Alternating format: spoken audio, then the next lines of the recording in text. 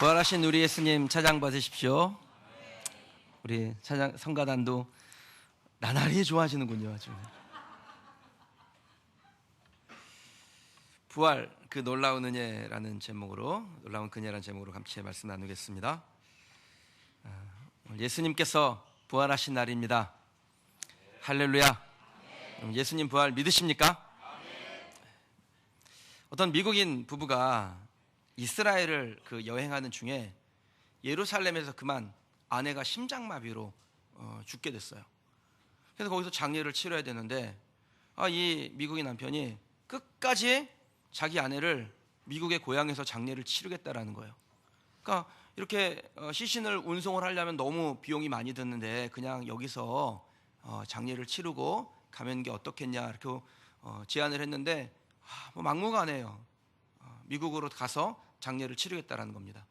그래서 아니 왜 이렇게 비용도 많이 들고 어렵게 그렇게 장례를 치르려고 하느냐, 여기서 장례를 치르면 되는데 이유가 뭐냐라고 물었더니 이 미국인 남편이 하는 말이 예루살렘에서 장례를 치르면 아내가 부활할지도 모르기 때문에 미국에 가서 해야 된다.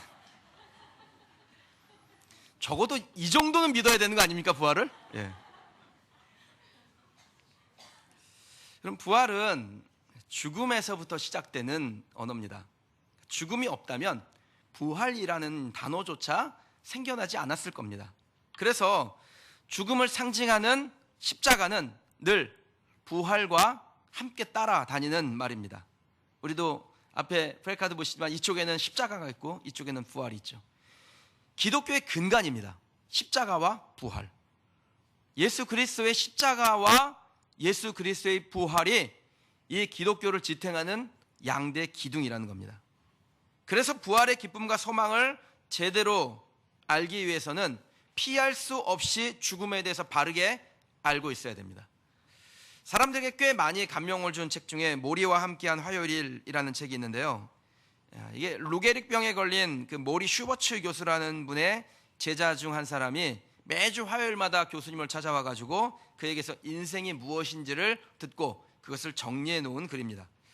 그 가운데 한 부분을 좀 읽어드리겠습니다. 사람들은 모두 다 죽게 된다는 것을 알고 있지만 자기가 죽는다는 것을 믿는 사람은 별로 없네. 만일 자기가 죽는다는 것을 진실로 믿는다면 사람들은 금방 딴 사람이 될 걸세. 여러분, 우리의 의식 깊은 곳에 숨겨져 있는 생각을 드러낸 말이 아닌가라는 생각이 듭니다. 죽음을 앞두면 삶을 바라보는 시각 그 자체가 변한다. 대부분 사람들은요, 언제 죽을지, 그러니까 언젠가는 내가 죽을지 알면서도 지금 절대로 죽지 않을 사람처럼 삽니다. 죽음? 뭐 그런 거 언젠가 오긴 하겠지. 그러나 지금은 아니잖아. 이게 사람들이 가지고 있는 생각이라는 겁니다. 이처럼 죽음이라는 것이 남의 이야기 같은데 예수님이 부활하셨다는 사실이 뭐 그렇게 마음에 와닿는 말이겠습니까? 죽음을 먼 훗날로 인식하는 사람은 예수님의 부활도 먼 훗날로 받아들입니다. 근데 오늘 우리가 당장 죽지 않는다고 해서 죽음이 전혀 우리와 상관이 없다라고 말할 수 있겠습니까? 그럼 우리나라에서 한 해 동안 죽는 사람이 얼마나 되냐면 약 25만 명 정도가 죽습니다. 지방의 작은 도시 하나가 한 해마다 사라지는 거예요. 우리 안산으로 치면 안산의 인구의 3분의 1이 한 해마다 그냥 없어져 버리는 겁니다. 내일이 아닌 것 같지만 여러분, 이게 나 몰라라 할 일이 아닙니다. 죽음이라는 것은 저와 여러분에게도 눈앞에 딱 닥친 일이에요. 제가 100% 확실한 예언 하나 해드릴까요? 여러분 다 죽습니다. 100년 안에. 확실합니다, 여러분. 여기에 있는 사람, 저와 여러분 포함해서 누구든지 이 예언에서 벗어나지 못할걸요? 다 죽습니다, 우린. 언젠가 죽을 수밖에 없는 저와 여러분이 예수 그리스도에게서 큰 매력을 느끼는 이유가 거기에 있죠. 우리는 다 죽는다라는 거예요. 그런데 예수님은 사셨습니다. 그게 매력적인 거예요. 필립 얀시가 내가 알지 못하는 예수라는 책에서요, 죽은 자가 다시 살아난다는 것이 사실이었으면 좋겠다라는 간절한 소망을 가지고 있는 사람들에게 부활의 예수님의 이야기는 귀가 번쩍 뜨이는 메시지라 그랬습니다. 정말 죽은 사람이 살아났으면 좋겠다, 이 간절한 소망이 있는 사람에게 부활하신 예수님은 귀가 번쩍 뜨이는 메시지인 겁니다. 예를 하나 들어볼게요. 한번 생각해 보십시오. 진짜 금지옥엽처럼 키우던 어린 딸이 하나 있었는데 이 어린 딸이 갑자기 죽었습니다. 그 딸의 시체를 앞에 두고 울부짖는 부모가 여러분이라면, 저라면 여러분 심정이 어떨까요? 누구라도 좋으니 와서 이 아이를 살려냈으면 좋겠다, 그 간절한 마음뿐이었겠죠. 그런 상황이 되면 누구나 부활에 대한 간절함이 생깁니다. 죽음 앞에 직면해 있는 사람에게 부활은 맹숭맹숭한 이야기가 아니에요. 그건 우리의 생각을 확 뒤집어 놓는 강렬한 메시지입니다. 제가 기도하는 한 장애아를 둔 부모 어머니가 있어요. 태어나면서부터 이 아이가 뇌성마비가 걸려가지고 걸어본 적이 없습니다. 우리나라에서 장애아를 키운다는 게 얼마나 어려운 일입니까? 그냥 삶에 지쳤죠. 완전히 삶에 지쳤더라고요, 만났는데. 무슨 얘기를 해도 별다른 반응이 없어요. 그냥 정말 아무런 반응도 없어요. 그런데 제가 딱 한마디 했는데 이분이 그냥 눈물이 확 터졌습니다.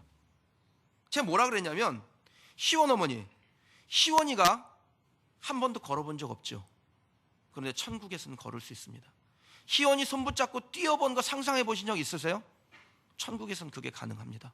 그랬더니 그냥 눈물을 흘리시더라고요. 그럼 예수님을 만나서 내가 이 천한 몸이, 약한 육신이, 우리의 곤고한 영혼이 부활하여 영광의 몸의 형체로 변한다는 것을 받아들이는 순간 부활의 예수님을 만나게 되는 것입니다.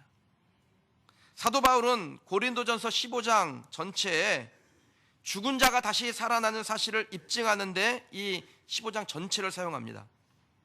바울은 부활하신 예수님이 성경의 예언대로, 말씀대로 살아나셨다라고 증거합니다. 3절, 4절을 한번 같이 읽어보시도록 하겠습니다. 내가 받은 것을 먼저 너희에게 전하였노니 이는 성경대로 그리스도께서 우리 죄를 위하여 죽으시고 장사 지낸 바 되었다가 성경대로 사흘 만에 다시 살아나사. 아멘. 그럼 바울이 예수님이 어떻게 부활하셨다고 말씀합니까? 성경대로요, 말씀대로, 하나님께서 주신 예언대로 살아났다라는 겁니다.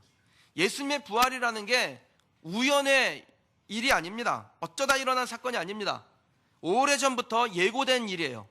수천 년부터 수백 년까지 구약의 선지자들이 장차 오실 하나님의 아들 메시아 예수 그리스도의 죽음과 십자가와 부활에 대해서 성경 곳곳에서 예언해 놓으셨다는 겁니다. 우리가 구약을 올드 테스트먼트라고 하죠. 신약을 뉴 테스트먼트라고 하는데요, 옛 언약, 새 언약이라는 말입니다. 근데 이 옛 언약과 새 언약의 기준이 누구냐? 그것을 딱 나누는 기준이 예수 그리스도세요. 오실 예수님에 대한 언약이 구약입니다. 오신 예수님에 대한 언약이 신약이에요. 그래서 구약 성경, 신약 성경 곳곳에 보면 오실 예수님, 오신 예수님에 대한 말씀이 기록되어 있습니다.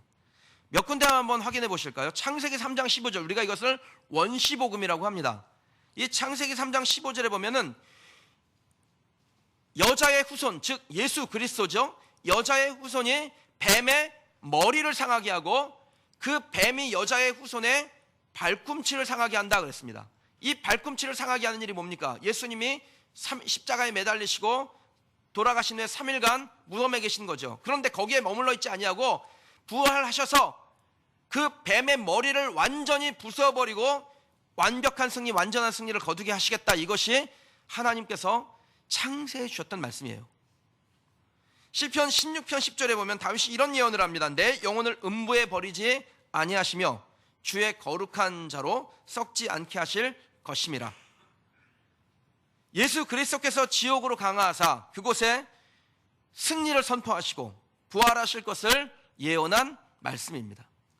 예수님 자신도 자기를 무엇으로 비유하냐면 그 구약의 선지자 중에 하나인 요나로 비유합니다. 큰 물고기 뱃속에 빨려 들어갔다가 거기서 3일 동안 지옥의 고통을 겪고 다시 살아난 그 예를 들면서 인자가 보일 표적이 뭐냐? 요나의 표적밖에 없다 그랬어요. 3일 동안 무덤에 있다가 다시 살아나서 부활하게 된다. 예수님께서 스스로를 향하여 예언하신 말씀이었습니다. 여러분, 예수님의 부활은 성경에 기록되어 있고 성경대로 된 줄 믿습니다.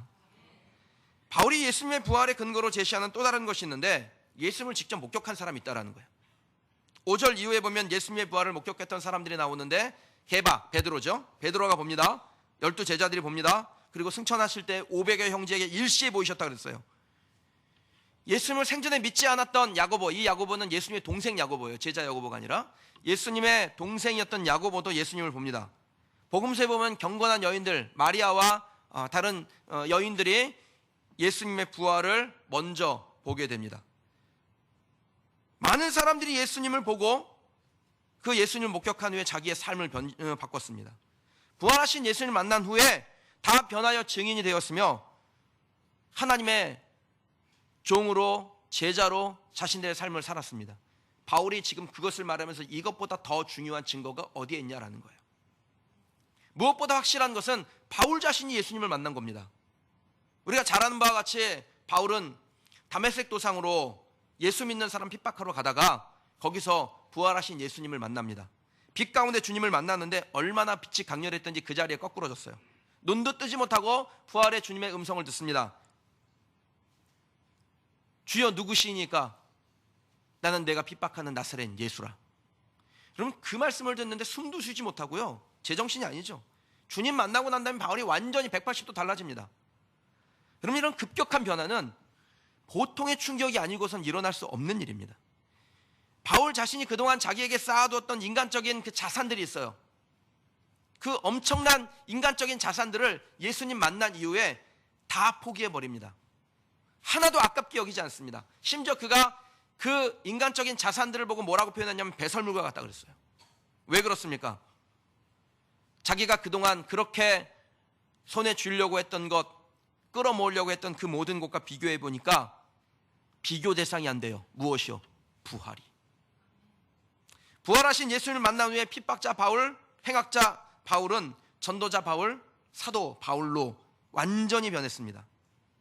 오늘 말씀을 기록한 이 바울이야말로 누구보다도 예수님의 부활을 확실하게 증거해 줄 수 있는 사람이라는 겁니다. 바울이 지금 오늘 본문의 말씀을 통해서 우리에게 말하려고 하는 게 뭡니까? 예수님의 부활은 관념적인 게 아니라는 거예요.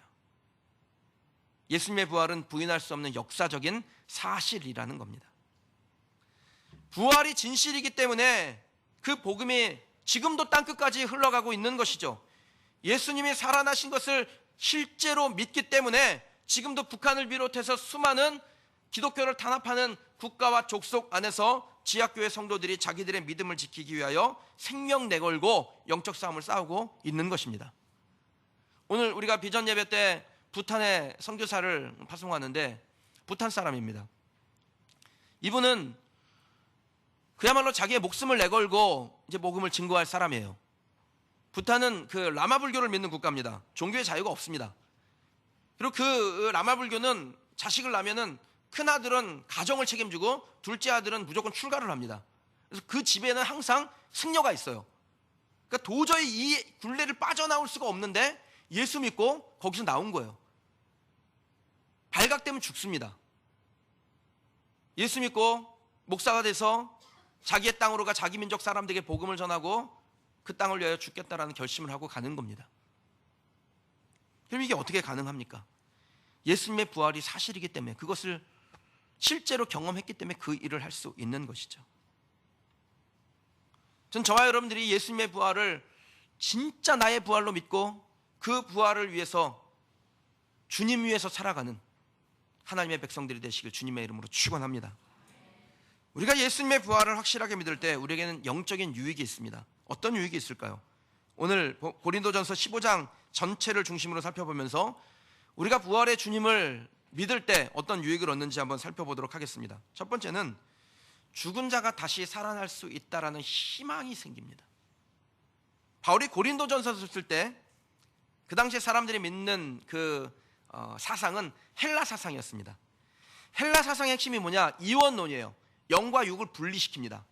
그리고 영은 선하고 육은 악하다, 이렇게 받아들여요. 그래서 그 당시에 유행하던 사조가 뭐냐면 쾌락주의입니다. 어차피 소멸할 거, 어차피 악한 건데 뭐 마음껏 굴리면 어때? 이거예요. 그냥 이렇게 헬라 사상에 물든 고린도 교회 사람들이 예수님의 부활을 받아들인다는 것은 정말 어려운 일이었습니다. 성도들 중에도 예수님을 믿기는 하지만 난 부활은 못 믿겠다, 이런 사람들이 있었어요. 그래서 바울이 그들을 향하여, 의심한 자들 향하여 심하게 책망하죠. 12절에 보니까 너희 중에 어떤 사람들은 어찌하여 죽은 자 가운데서 부활이 없다 하느냐? 부활이 없다라고 말하는 사람들이 교회 안에도 있었다는 겁니다. 그럼 이런 세상 풍조에 물든 사람들에게는요, 희망이란 게 있을 수 없는 것이죠. 죽으면 끝인데 무슨 희망이 필요합니까? 그러나 부활하신 예수님을 나의 신앙으로 받아들이는 사람들에게는요, 사고체계가 완전히 변화되어지는, 기존의 사고체계는 박살나고 새로운 사고체계가 생겨지는 그런 놀라운 은혜가 생겨요. 여러분, 고정관념이라는 게 깨질 때 어떤 일이 일어납니까? 새로운 세계가 열려요. 새로운 것을 보게 됩니다. 좋은 예가 베델에서 하나님을 만났던 야곱이죠. 그럼 이 베델의 옛 지명은 루스라는 곳이었습니다. 황망한 곳이에요. 근데 그곳에서 이 야곱이 하나님을 만났는데, 그 하나님을 만났던 사건은 야곱의 그 생각의 구조를 완전히 뒤집어 엎는 일이었습니다. 우리는 하나님에 대한 그 개념이 잘 정립이 되어 있죠. 하나님은 편지하시고 전지전능하셔서 어디나 계시고 무엇이나 하실 수 있다. 이게 우리가 가지고 있는 하나님의 생각입니다. 그런데 그 당시에 야곱이 가지고 있는 생각은 어떤 것이냐? 하나님은 지역의 신이에요. 그러니까 그 당시 가지고 있던 신 개념이에요, 이게. 그러니까 어떤 신은 어떤 한 지역 안에서 그 지역을 다스리고 거기에 영향력을 준다. 이게 그 당시 사람들이 가지고 있던 신에 대한 개념이었습니다. 그러니까 야곱이 볼 때는 하나님은 브엘세바에 계시는 하나님이에요. 그러니까 그 브엘세바를 차지해야 하나님이 나의 하나님이 되는데, 태어나기를 차남으로 태어났으니까 하나님을 나의 하나님으로 만들 수가 없는 거예요. 왜냐하면 모든 권리는 장자에게 가니까. 그래서 그렇게 장자의 권리 그것을 차지하려고 한 겁니다. 근데 그걸 차지하려다가 완전히 쫄딱 망하고 쫓겨서 도망갔는데, 루스라는 곳에서 잠을 자다가 하나님을 만나죠. 그게 놀라운 일이었던 거예요. 아니, 어떻게 브엘세바에 계신 하나님이 이곳에도 계실 수 있지? 완전히 생각이 바뀌어지는 거예요. 하나님은 어디나 계신 하나님이구나. 생각이 바뀌고 사고체계가 변화되니까 뭐가 생깁니까? 희망이 생겨요. 내가 어디를 가도 하나님은 나와 함께 하신다. 예전에는 브엘세바에 있어야, 그것도 장자가 되어야 하나님이 나와 함께 하신다고 생각했어요. 그런데 루스에서 하나님을 만나고 보니까, 하나님은 지역의 하나님이 아니구나. 어디나 계신 하나님이구나. 내가 이 하나님과 동행한다면 어디에 가든지 하나님이 주시는 은혜를 얻을 수 있겠구나. 이게 야곱의 생각이었습니다. 사고체계가 바뀌면 희망이 생기는 거죠. 바울은 예수님의 부활, 그 당시 사람들이 가지고 있던 그 죽음 이후의 시간 개념, 그들의 사고체계를 바꾸는 위대한 전환점이라고 생각했습니다. 죽으면 소멸된다고? 아니야. 예수님을 보라. 죽은 자 가운데 부활한 이가 있다. 죽음 이후에도 우리도 부활하게 된다. 예수 그리스도를 믿는 자는 영광스러운 부활을 경험하게 된다. 그게 바로 소망이야. 오늘 말씀 가운데서 우리에게 증거하고 있는 것이죠. 여러분, 이것이 우리에게 얼마나 큰 소망이 됩니까? 제가 앞에서 예언해 드렸죠. 우리는 다 어떻게 된다고요? 죽는다고. 몇 년 안에? 100년 안에. 다 죽습니다. 그러나 그것은 끝이 아니라는 겁니다. 우리는 소멸하지 않습니다. 우리는 다시 살게 됩니다. 예수 그리스도의 부활이 우리에게 능력이 돼서 우리도 다시 살게 되는, 부활하게 된다라는 소망을 갖게 하는 것입니다. 저와 여러분들이 예수님의 부활의 능력에 힘입어 이 땅 가운데서 삶을 살아가면서 하늘을 소망하고, 때가 되면 예수님 다시 오실 그날에 영광스럽게 부활하게 된다는 걸 소망하며 사는 저와 여러분 되시길 주님의 이름으로 축원합니다. 예수님의 부활을 우리가 믿을 때 우리에게 어떤 영적인 유익이 있을까요? 두 번째는 우리의 구원이 확실하게 보장이 됩니다. 17절에서 19절에 보면 바울이 이런 고백을 해요. 만약에 예수님께서 부활하지 못하셨다면 우리의 믿음이 다 헛된 것이다. 아무 소용이 없다. 그럼 예수님 부활하지 아니하시면 제일 불쌍한 사람이 누굽니까? 예수 믿는 사람들이 제일 불쌍한 거예요. 만일 그리스도 안에서 우리가 바라는 것이 다만 이 세상의 삶뿐이면, 그 부활이 없다면 모든 사람 가운데 우리가 더욱 불쌍한 자라. 이게 바울의 고백이었습니다. 바울은 인간적으로 볼 때 정말 앞날이 창창한 사람이죠. 그런데 부활하신 예수를 만나고 난 다음에 그의 삶이 완전히 바뀌었습니다. 복음 전하느라 가족 떠나서 평생을 그렇게 살았어요. 여기저기 다니면서 두들겨 맞기도 했습니다. 천대받으며 비난받으며 조롱당하며 나중에 로마 감옥에 갇혀 있다가 참수형으로 자기의 인생을 끝냈습니다. 인간적으로 보면 진짜 비참한 일생이죠. 그럼 실제로 예수님이 부활하지 않으셨다면 예수님의 부활이 바울 자신이 꾸며낸 얘기라면 세상에서 가장 불쌍한 사람은 누굽니까? 바울에게 속아 넘어간 사람이에요? 아니면은 자기 자신까지 스스로 속인 바울이에요? 바울이 진짜 제일 불쌍한 거예요. 근데 바울이 솔직하게 말합니다. 예수님이 부활하지 않으셨으면 정말 우리는 불쌍한 사람이다. 그 중에 제일 불쌍한 사람이 바로 나다. 예수님이 부활하지 않으셨다면 이 재밌는 세상 재미도 못 누리고 평생을 보내는 것이 얼마나 불쌍합니까? 그런데 바울이 왜 그 편리한 것을 버리고 예수님을 붙잡았을까요? 가말리엘 문화에서 최고의 학풍을 이어받은 사람이었습니다. 로마 시민으로 부와 권세를 누릴 수 있었습니다. 왜 그거 포기했을까요? 부활하신 예수님을 만난 바울은 예수님의 부활이 자기가 가지고 있는 그 어떤 것보다도 가장 소중하다는 것을 확실하게 발견한 것이기 때문에 그렇습니다. 예수님의 부활이 곧 나의 부활이 될 것이고, 내가 부활하게 될 때 예수님의 영광 안으로 내가 들어가게 된다. 그것은 세상의 무엇과도 비교할 수 없는 것이라는 것을 이 바울이 발견하게 된 겁니다. 생각하건대 현재의 고난은 장차 우리에게 나타날 영광과 비교할 수 없도다. 아멘. 내가 부활의 주님을 믿으면 나도 부활하여 구원받고 큰 영광을 누리는데, 잠시 세상의 안락을 위해서 내가 부활을 포기할 수 있는가? 바울이 진짜가 무엇인지를 알았기 때문에 그 부활을 붙잡고 자기의 구원의 보증을 얻은 것입니다. 부활의 능력을 경험한 사람만이 내릴 수 있는 결단입니다. 여러분, 오늘 이렇게 날씨 좋은데 여기에 왜 오셨습니까? 벚꽃이 만발한데, 오늘이 끝날인데 이렇게 좋은 날 꽃구경 가지 아니하고 왜 여기에 오셨습니까? 이유가 무엇입니까? 그럼 예수님 부활하신 것을 믿는 믿음이 있기 때문 아닙니까? 여러분, 그 믿음 잃어버리지 않는 성도들이 되시길 주님의 이름으로 축원합니다. 예수님 부활하지 아니하셨다면 진짜 우리 실없는 사람들이에요. 저는 예수님의 부활을 믿는 우리의 믿음을 하나님의 은혜라고 말합니다. 이게 은혜죠. 부활이 믿어지는 거, 그게 은혜죠. 예수님께서 제자들에게 사람들이 나를 뭐라고 하느냐, 누구라고 하느냐, 예수님 어떤 사람은 엘리야라고, 어떤 사람은 뭐 선지자 중에 하나라고 하고 뭐 이럽니다. 그래서 예수님께서 제자들에게 묻습니다. 그럼 너희는 나를 누구라고 하느냐? 그랬더니 시몬 베드로가 딱 나서서 하는 말이 있죠. 주여, 주는 그리스도시요 살아계신 하나님의 아들입니다. 이 고백을 했을 때 예수님께서 시몬에게 뭐라고 말씀하셨냐면, 내가 복이 있도다. 이를 내게 알게 하니는 혈육이 아니요 하늘에 계신 내 아버지시니라. 그럼 우리에게 부활이 믿어지고 이 부활을 향하여 믿음으로 달려갈 수 있게 하는 것이 뭐냐? 은혜입니다. 하나님이 여러분에게 은혜를 주신 거예요. 그리고 그 은혜는 사모하는 자의 것이에요. 더욱 사모하시는 저와 여러분 되시길 축복합니다.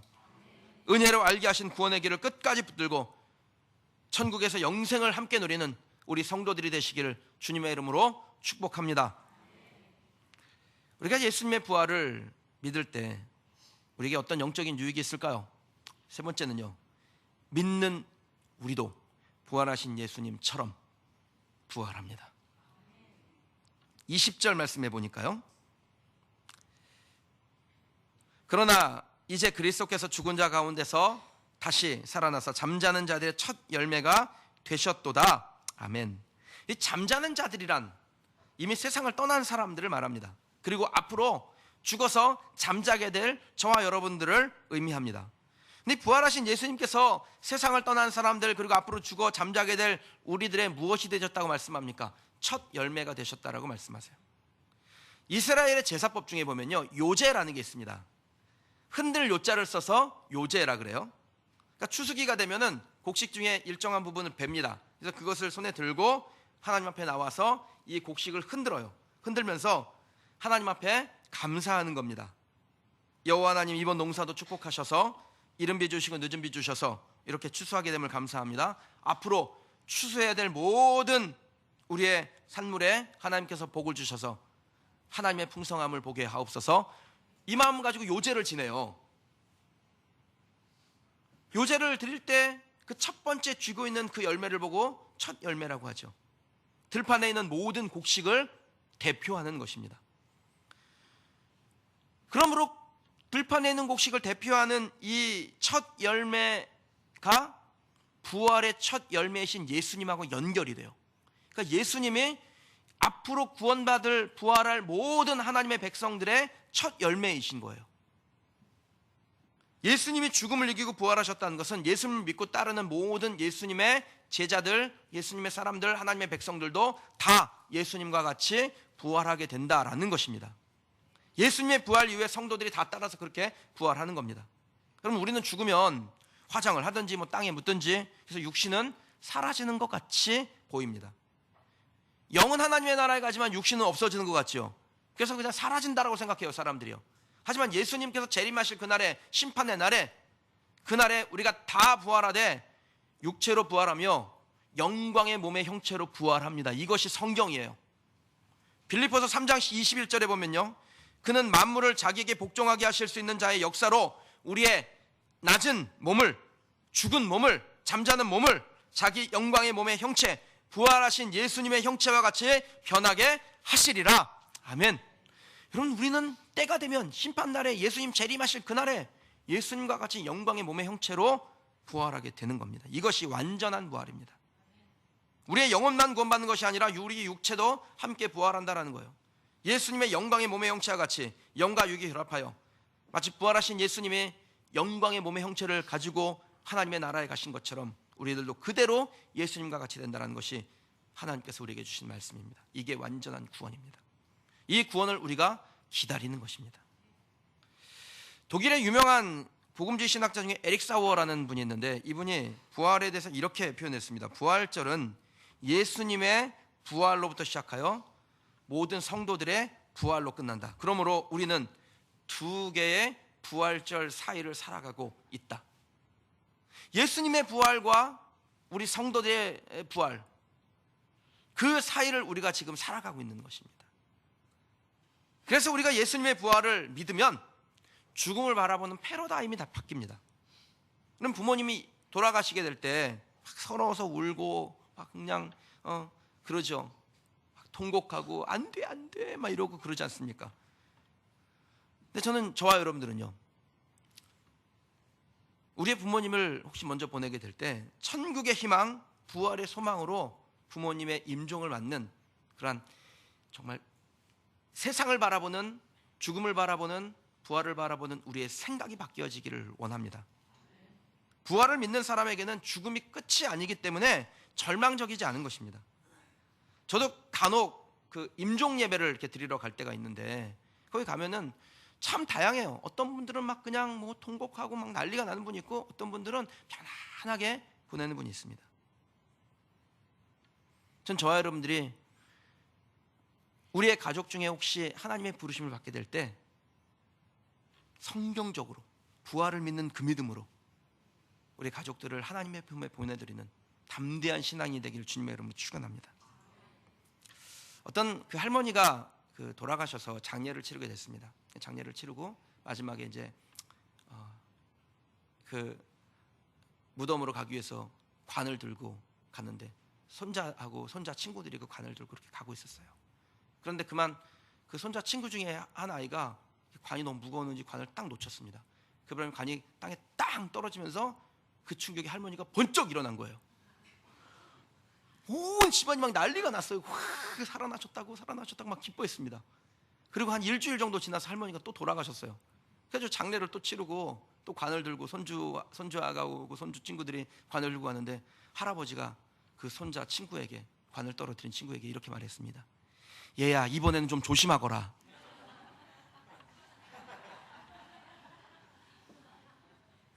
여러분, 살아있을 때 잘하시죠. 부모님 살아있을 때. 살아있을 때 가셔가지고 좀 잘 하시지, 뭐 죽은 다음에 막 울고 통곡하고 뭐 그런 거. 이거 리얼입니다. 리얼. 리얼. 이거 앞에 건 다 가짜고요. 이거 리얼입니다.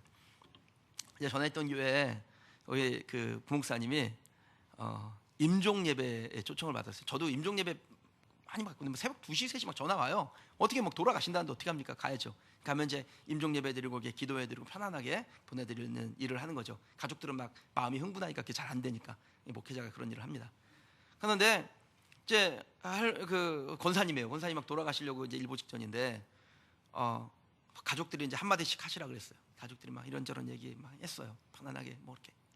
소망이 있는 말씀을 했는데 목사님이 무슨 말을 할까 하다가 권사님 보니까 곧 돌아가실 양반이 그렇게 얼굴이 편해 보이고 좀 예뻐 보이더래요. 그래서 권사님 귀에다 대고 권사님 참 예쁘세요. 그랬더니 곧 돌아가실 양반이 눈을 번쩍 뜨더니 내가요? 그러더라는 거예요.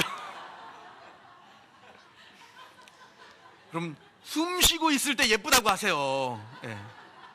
돌아가신 다음에 우리 어머니가 뭐 살아있을 때 어쨌는데 저쨌는데 그러지 마시고 살아있을 때 우리 어머니 예쁘셔요. 어머니 참 고우세요. 많이 하시기 바랍니다. 예. 아무튼 여자는 예쁘다 그러면 무조건 좋아요. 제가 오늘 이렇게 일부 예배를 마치고 이제 이렇게 내려가는데 제 아내가 종문으로 딱 들어오는데 저 옷이 19,000원짜리 옷이거든요. 그 19,000원짜리 옷을 사가지고 시카프를 쫙 들고 오는데 옷이 굉장히 예뻐 보이고 부활절에 어울리는 의상이네 막 이런 생각이 들었어요. 그래서 제가 사무실에서 당신 오늘 옷이 참 예쁘다 그랬더니 저렇게 경건하신 사모님이 얼마나 좋아하는지 아무튼 여자는 예쁘다 그래요 무조건. 이상배 장로님 우리 고진수 권사님에게 예쁘다 그러십시오. 우리 서충관 장로님 예쁘다 그러세요. 예. 이시영 집사님 뭐라 그러실 겁니까? 예. 흔히 우리가 장례식을 치를 때 그 마지막 순서를 영결식이라는 표현을 씁니다. 한문 뜻을 풀어보면 영원할 영자에 헤어질 결자를 써요. 영원히 헤어지는 이별 예식이라 그래서 영결식이라고 합니다. 완전 비성경적이죠. 그러면 우리는 연결이라는 표현을 쓸 수가 없어요. 왜냐하면 부활하여 다시 만났는데 무슨 연결입니까? 잠시 이별하는 거죠. 그래서 좋은 용어가 있습니다. 천국 환송식. 먼저 천국 가서 부활할 때까지 예수님 곁에 머물러 있다가 다시 만나는 겁니다. 그럼 보세요. 우리 아이를 군대 보내거나 혹은 유학 보내거나 그러면은 다시 못 만나는 거 아니잖아요. 다시 만나잖아요. 그러니까 뭐가 생깁니까? 다시 만날 거에 대한 소망이 생기죠. 그런데 완전히 헤어져서 다시 못 만날 것 같으면 얼마나 슬픈 일입니까? 근데 우리는 그렇게 슬프지 않다라는 거예요. 소망이 있습니다. 죽음은 마침표가 아닙니다. 쉼표입니다. 유명한 복음 전도자였던 빌리 그레이엄 목사님이요 1918년생이세요. 그러니까 나이가 올해 99세예요. 이분이 세 자릿수 보고 돌아가시려나 봅니다. 이 빌리 그레이엄 목사님이 자기의 죽음을 준비하면서 이런 말을 사람들에게 했어요. 여러분, 빌리 그레이엄이 죽었다는 소식이 신문에 나거든 그 신문 기사는 믿지 마시오. 내가 죽은 것이 아니라 주소를 옮긴 것뿐이요. 그럼 이 땅에 주소지를 두고 살아가다가 하나님 부르시면 우리의 주소지를 어디로 옮기는 겁니까? 천국으로 옮기는 거예요. 이토록 담대하게 말할 수 있는 이유는 어디에 있습니까? 예수님의 부활을 제대로 믿기 때문입니다. 그럼 여러분들 예수님의 부활을 제대로 믿는 분들 되시길 주님의 이름으로 축원합니다. 혹시 여러분 중에 먼저 아버지를 떠나보낸 분이 있습니까? 반드시 부활합니다. 먼저 어머니를 떠나보낸 분이 있어요? 부활합니다. 먼저 떠난 남편, 아내 부활하죠. 혹시 우리 중에 자녀를 먼저 떠나보내신 분이 있습니까? 제가 신방하다 보면은 교족부에 없는 자녀 얘기를 하실 때가 있어요. 예전에 자녀가 어렸을 때 잃어버렸던 그냥 병으로 자녀를 먼저 보냈던 그런 이야기를 하면서 우시는 분들도 있어요. 그럼 그도 부활합니다. 현재 육신의 질병으로 고통 가운데 계세요? 예수님의 부활을 나의 부활로 봤대 영광의 몸의 형체와 같게 하실 그날을 사모하며 그럼 승리하시길 바랍니다. 제가 오늘 일부 예배를 드리면서 우리 성도들을 위하여 잠시 기도하는데 그런 마음이 들어요. 하나님, 우리 성도들 중에 재물을 잃어버리거나 건강을 잃어버리거나 친구를 잃어버리거나 가족을 잃어버리거나 어쨌든 무언가를 상실한 사람들에게 하나님 부활의 능력이 무엇인지를 발견하는 기회가 되게 하시고 실제로 영도 부활하고 육도 부활할 뿐 아니라 예수님 재림하실 때 그날뿐 아니라 하나님 우리가 이 땅을 살아가면서 하나님의 백성답게 살 때 하나님 이곳에서 우리의 모든 것들이 다시 한번 살아나는 역사를 주옵소서. 그럼 그렇게 되길 주님의 이름으로 축원합니다. 오늘 고린도전서 15장 말씀 우리가 11절까지 읽었는데 전체가 부활에 대한 말씀이죠. 57절 말씀, 58절 말씀 우리 두 말씀을 같이 한번 좀 읽어보도록 하겠습니다. 고린도전서 15장 57절 58절 함께 읽겠습니다. 우리 주 예수 그리스도로 말미암아 우리에게 승리를 주시는 하나님께 감사하노니 그러므로 내 사랑하는 형제들아 견실하며 흔들리지 말고 항상 주의 일에 더욱 힘쓰는 자들이 되라. 이는 너희 수고가 주 안에서 헛되지 않은 줄 알미라. 아멘. 여러분, 우리는 세상에 속한 사람들이 아닙니다. 하늘에 속한 사람들이죠. 부활의 소망을 아는 사람들이고 그 부활의 능력에 덧입혀진 사람들입니다. 그래서 부활의 그날까지 흔들림 없이 주의 일에 힘쓰며 승리하는 성도들이 되셔야 됩니다. 우리에게 주신 하나님의 사명인 줄 믿고 그렇게 승리하며 부활의 능력으로 사는 우리 성도들이 되시길 주님의 이름으로 축원합니다. 오늘 주신 말씀 놓고 함께 기도하십시다.